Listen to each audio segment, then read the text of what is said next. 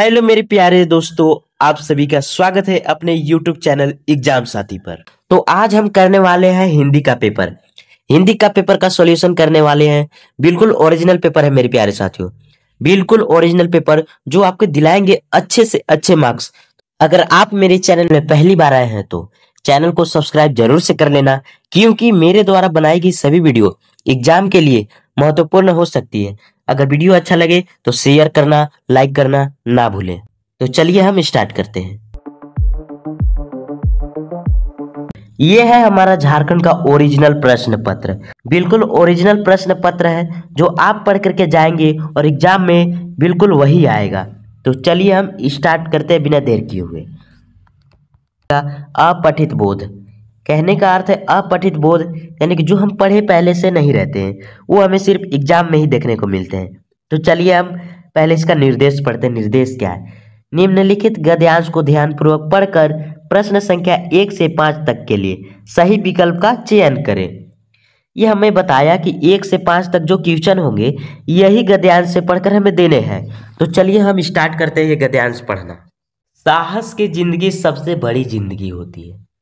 ऐसी जिंदगी सबसे बड़ी पहचान यह है कि वह बिल्कुल निडर, बिल्कुल बेखौफ होती है। साहसी मनुष्य की पहली पहचान यह है कि वह इस बात की चिंता नहीं करता कि तमाशा देखने वाले लोग उसके बारे में क्या सोच रहे हैं। जनमत की उपेक्षा करके जीने वाला आदमी इस दुनिया के असली ताकत होता है और मनुष्यता को प्रकाश भी उसी आदमी से मिलता है। अड़ोस पड़ोस को देखकर चलना यह साधारण जीव का काम है। क्रांति करने वाले लोग अपने उद्देश्य की तुलना न तो पड़ोसी के उद्देश्य से करते हैं और न अपने चाल को ही पड़ोसी के चाल देखकर मध्यम कर बनाते हैं। तो हमने अभी पढ़ा है पद्यांश, अब उसका हम आंसर देखने वाले हैं। पहले क्वेश्चन देखेंगे, उसके बाद आंसर हमें खुद लगानी है। तो पहला क्वेश्चन है मेरे प्यारे साथियों कि साहस की जिंदगी सबसे बड़ी क्या होती है? साहस की जिंदगी सबसे बड़ी क्या होती है? तो इसका सही आंसर हो जाएगा ऑप्शन नंबर बी, साहस की जिंदगी सबसे बड़ी जिंदगी होती है। क्वेश्चन नंबर 2 है मेरे प्यारे साथियों, जनमत की उपेक्षा करके जीने वाला आदमी दुनिया की असली क्या होता है? दुनिया की असली क्या होता है? तो दुनिया का असली ताकत होता है वही आदमी। क्वेश्चन नंबर 3 है मेरे प्यारे साथियों, किस मनुष्य के पहली पहचान यह है कि वह किसी के बारे में कोई चिंता नहीं करता? तो यह कैसी व्यक्ति की पहचान है? तो वह साहसी मनुष्य का पहचान है मेरे प्यारे साथियों, साहसी मनुष्य का। क्वेश्चन नंबर 4 है मेरे दोस्तों, जनमत शब्द कौन सा समास है? जनमत शब्द कौन सा समास है? तो यह हमारा हो जाएगा द्वंद्व समास। क्वेश्चन नंबर 4 का ऑप्शन नंबर ए हो जाएगा। अड़ोस पड़ोस को देखकर चलना यह कैसे जीव का काम है? अड़ोस पड़ोस को देखकर चलना किसका काम है? तो यह हो जाएगा ऑप्शन नंबर ए, साधारण मनुष्य का काम है। अब आगे बढ़ते मेरे प्यारे साथियों, आगे मेरा पोयम पढ़ लेते हैं, फिर इसका आंसर खुद लगाने हमें। हंस लो 2 क्षण खुशी मिली वरना जीवन भर कंदरन है। किसका जीवन हंसी खुशी में इस दुनिया में रहकर बीता? सदा सर्वदा संघर्षों को इस दुनिया में किसने जीता? खिलता हुआ मलान हो जाता, हंसता रोता चमन चमन है। कितने रोज चमकते तारे, कितने रह रह गिर जाते हैं। हंसता शशि भी छिप जाता है जब सावन घन गिर जाते हैं। उगता ढलता रहता सूरज जिसका साक्षी नील गगन है। आसमान को छूने वाली वे ऊंची ऊंची मीनारें मिट्टी में मिल जाती हैं, वे छीन जाते हैं सभी सहारे। दूर तलक धरती की गाथा मौन मुखर कहता कन कन है। क्वेश्चन नंबर 6 है मेरे प्यारे साथियों, हंस लो 2 क्षण खुशी मिली वरना जीवन भर क्या है? हंस लो 2 क्षण खुशी मिली वरना जीवन भर क्या है? तो जीवन भर हमारा साथियों कंदरन है। जीवन भर हमारा क्या है? कंदरन है। क्वेश्चन नंबर 7 है मेरे प्यारे साथियों, क्वेश्चन नंबर 7 है, दूर तलक किसकी गाथा है? दूर तलक किसकी गाथा है? तो दूर तलक हमारा धरती की गाथा है। क्वेश्चन नंबर 8 है मेरे प्यारे दोस्तों, नील गगन। नील गगन एक ऐसा शब्द क्या होगा? नील गगन का एक ऐसा शब्द क्या होगा? इसका सही आंसर हो जाएगा मेरे प्यारे साथियों नीलांबर, यानी कि आसमान। नील गगन यानी कि आसमान। क्वेश्चन नंबर 9 है मेरे प्यारे साथियों, क्वेश्चन नंबर 9 है खिलता फूल क्या हो जाता है? तो खिलता हुआ फूल हमारा म्लान हो जाता है। हमने पोएम में भी पढ़ा है खिलता फूल क्या हो जाता है, तो खिलता फूल हमारा म्लान हो जाता है।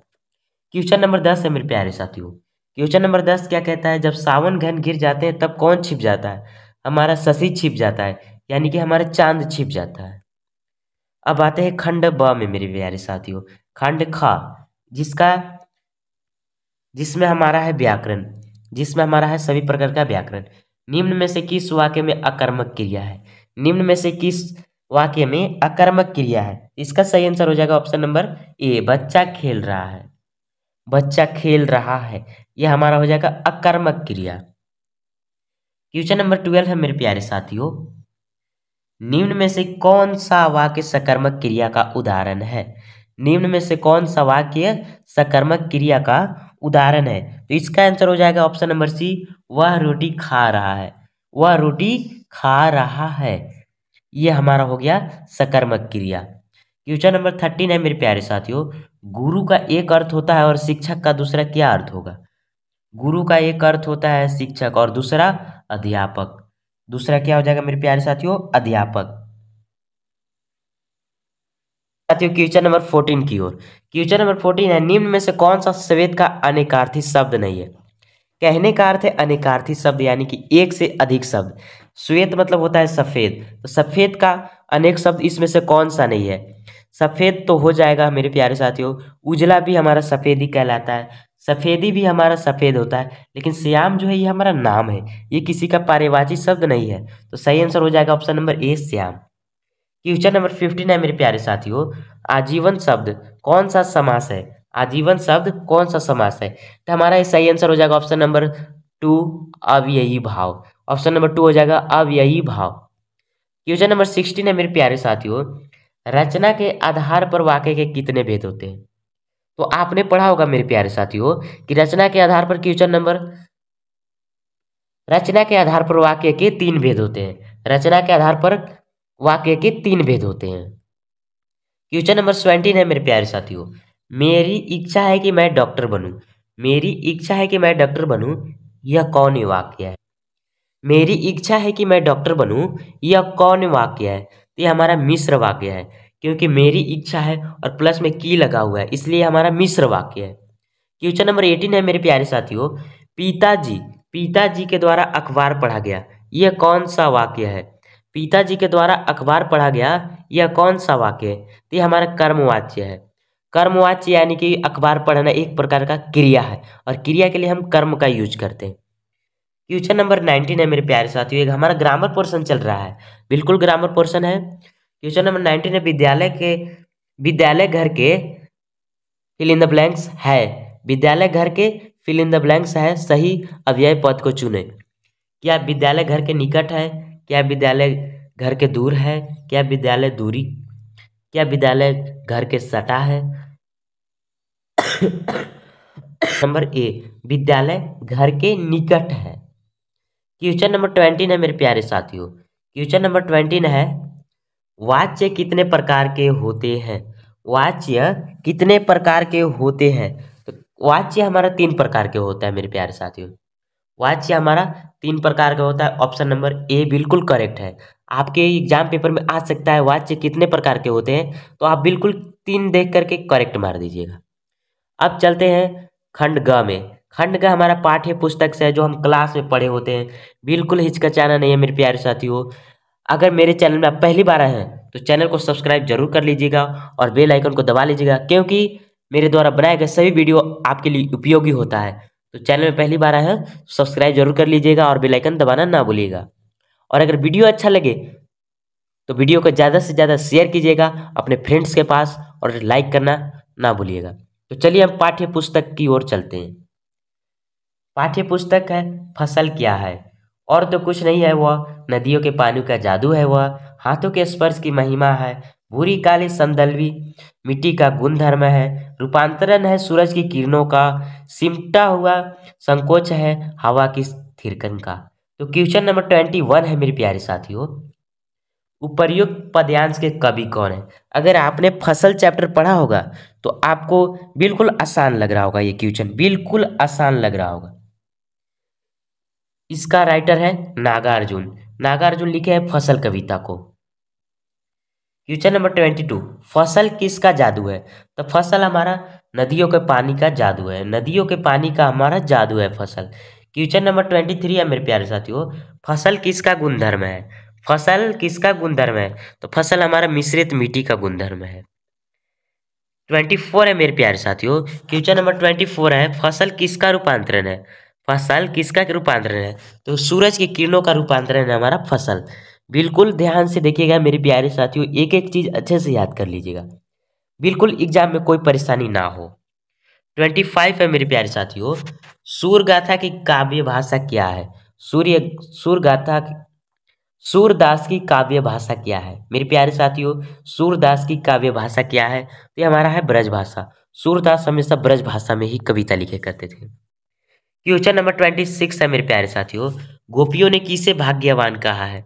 तो गोपियों ने उद्धव को भाग्यवान कहा है, क्योंकि क्योंकि उद्धव जो थे प्यार को नहीं समझ पाए थे, उनके प्रेम को नहीं समझ पाए थे श्री कृष्ण का, इसलिए गोपियों ने उन्हें भाग्यवान कहा था, बट वो समझ नहीं पाए थे उद्धव। 27 है मेरे प्यारे साथियों, उत्साह कविता में कवि ने किसे गरजने को कहा है? तो उत्साह कविता में कवि ने बादल को गरजने को कहा है। विकल विकल उन्मन थे उन्मन पंक्ति किस कविता की है? विकल विकल उन्मन थे उन्मन पंक्ति किस कविता की है? विकल विकल उन्मन थे उन्मन पंक्ति किस कविता की है? तो ये हमारा हो जाएगा उत्साह, ऑप्शन नंबर ए मेरे प्यारे साथियों, ऑप्शन नंबर ए उत्साह की। अब चलते हैं पाठ्य पुस्तक की वैसे टॉपिक पे जो हमें लंबे लंबे चैप्टर से पढ़ाए जाते हैं। ये आप लोगों ने पढ़ा होगा, हालदार साहब, पान वाला। ये हमारे चैप्टर का नाम है नेताजी का चश्मा। चैप्टर का नाम है नेताजी का चश्मा। हलदार साहब को पान वाले एक देशभक्ति का इस तरह मजाक उड़ाना जाना अच्छा नहीं लगा। मुड़कर देखा तो अवाक रह गए, एक बेहद बेहद बूढ़ा मरियल सा लंगड़ा आदमी सिर पर गांधी टोपी और आंखों पर काला चश्मा लगाए, एक हाथ में एक छोटी सी संदूकची और दूसरे हाथ में एक बांस पर टंगे बहुत से चश्मे लिए अभी अभी एक गली से निकला था और अब एक बंद दुकान के सहारे अपना बांस टिका रहा था, तो इस बेचारे की दुकान भी नहीं फेरी लगा था।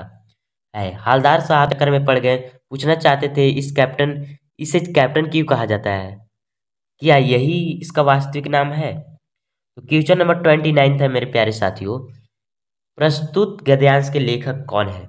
प्रस्तुत गद्यांश के लेखक कौन है? तो सही आंसर हो जाएगा मेरे प्यारे साथियों स्वयं प्रकाश। स्वयं प्रकाश जी ने ये कहानी को लिखे थे, स्वयं प्रकाश जी ने।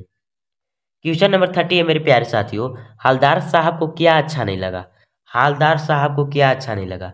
इसका सही आंसर हो जाएगा मेरे प्यारे साथियों कि पान वाले के द्वारा एक देशभक्त का मजाक उड़ाया जाना, ये हालदार साहब को बिल्कुल अच्छा नहीं लगा। क्वेश्चन नंबर 31 है मेरे प्यारे साथियों, बूढ़ा मरियल सा लंगड़ा आदमी कौन था? तो आप बहुत ही आसान तरीके से इसका आंसर दे सकते हैं, कैप्टन, जो चश्मे वाला था। क्वेश्चन नंबर 32 है मेरे प्यारे साथियों, कैप्टन का क्या काम करता था? कैप्टन क्या काम करता था? तो वह चश्मा बेचता था, बिल्कुल आसान, वह चश्मा बेचता था। बाल गोविंद भगत किस प्रकार का पाठ पढ़ते थे? क्वेश्चन नंबर 33 है मेरे प्यारे साथियों, बाल गोविंद भगत किस प्रकार का पाठ है? तो ये हमारा एकांकी नहीं रेखा चित्र है, ये हमारा रेखा चित्र है मेरे प्यारे साथियों। बाल गोविंद भगत किस कद के आदमी थे? तो मझले कद के आदमी थे। किस कद के आदमी थे? तो मझले कद के आदमी थे। क्वेश्चन नंबर 35 है मेरे प्यारे साथियों, क्वेश्चन नंबर 35 है, बाल गोविंद भगत साहब किसको मानते थे? बाल गोविंद भगत साहब किसको मानते थे? तो ये हमारा सही आंसर हो जाएगा कबीर को। कबीर दास को अपना साहब मानते थे। क्वेश्चन नंबर 36 है मेरे प्यारे दोस्तों, 36 क्वेश्चन, बाल गोविंद भगत की संगीत साधना का चरम उत्कर्ष किससे दिन देखा गया? यानी कि किस दिन देखा गया? जिस दिन उनका बेटा जन्म लिया, जिस दिन उसके बेटे का विवाह हुआ, जिस दिन उनका बेटा गृहस्थ बना, जिस दिन उसका बेटा मरा। तो करेक्ट आंसर इसका हो जाएगा मेरे प्यारे साथियों ऑप्शन नंबर डी, जिस दिन उनका बेटा मरा था।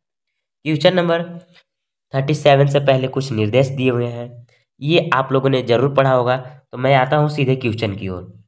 प्रस्तुत गद्यांश के लेखक कौन है? आपने पढ़ा होगा शिव पूजन सहाय का। लेखक जो थे वो बहुत काफ़ी छोटे थे, वो दोस्तों को देखकर सिसकना भूल जाते थे। ये कहानी आपने बहुत अच्छी तरीके से पढ़ा होगा, इसलिए मैं सीधे क्वेश्चन में आ गया हूँ मेरे प्यारे साथियों। क्वेश्चन नंबर 38 है, कड़वा तेल किस तेल को कहते हैं? तो कड़वा तेल आज भी हम लोग सरसों तेल को बोलते हैं। कड़वा तेल किस तेल को बोलते हैं? तो सरसों तेल को बोलते हैं। क्वेश्चन नंबर 39 है मेरे प्यारे साथियों, लेखक की माँ काजल कहाँ लगाती थी? लेखक की माँ काजल कहाँ लगाती थी? तो लेखक की माँ जो थी वो नाभि और लीलार में लगा देती थी। क्वेश्चन नंबर 40 है मेरे प्यारे साथियों, लेखक किसकी गोद में सिसकते सिसकते बाहर निकलते थे? तो लेखक बाबूजी की